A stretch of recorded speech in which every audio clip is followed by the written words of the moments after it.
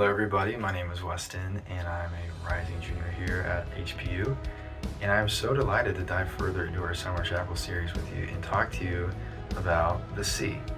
So in the Bible, the sea is this powerful, untamable force, is a symbol of danger, chaos, and the unknown. Psalm 93 verse 4 says, "Mightier than the waves of the sea is the Lord who reigns on high." The sea represents the overwhelming challenge that we face in our day-to-day lives, and in these moments we just feel like we're drowning in our problems and drowning in our anxiety. But keep in mind the story of Jesus calming the storm. In chapter 8 of the book of Matthew, the astounding event takes place in the Sea of Galilee. Jesus and his disciples, they travel in a boat across the water, and then suddenly a furious storm arises and the waves just sweep across the boat. But Jesus is asleep through it all.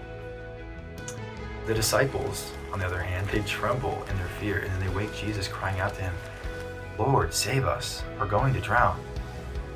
Jesus replies, "You have little faith, why are you so afraid?" He gets up and then he rebukes the storm, he rebukes the waves and the wind, and there is a great calm. So Jesus is our Lord over chaos, no doubt about it. The sea is symbolic of chaos, and you can see its obedience. Nature has its obedience to the very command of Jesus. Imagine that. So he proves that he's God in the flesh, and he also reminds us that no matter how big our problems seem, God is always bigger. He has control, ultimate control over his creation.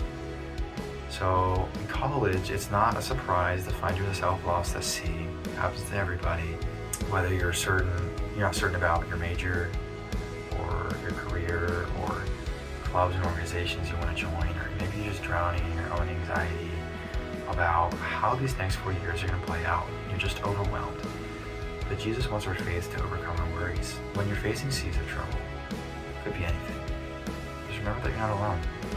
The one who created the sea, walked on the sea, calmed the sea, is with you in that boat, and he will give you the strength to weather all your storms.